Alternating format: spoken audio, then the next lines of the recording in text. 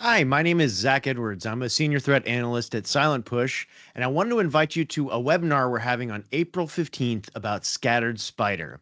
Now, you may be familiar with Scattered Spider. They're a threat actor group that's been around for a few years, conducting some of the most sophisticated social engineering and ransomware attacks.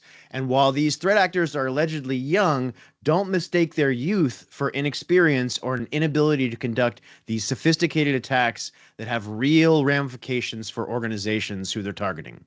We're going to be covering a variety of details, and even though 7 of their members at least have been arrested over the last year, Scattered Spider is still at it. They're still targeting different organizations, spinning up legacy phishing kits, and they also have a new phishing kit that we've identified.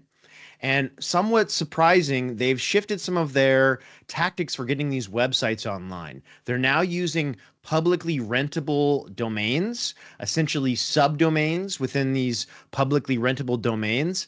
And this is removing some of the fingerprints that some defenders have used to track them. So we're going to go over all the ways that we've tracked them historically, what we're seeing now, and what we expect to see from them in 2025.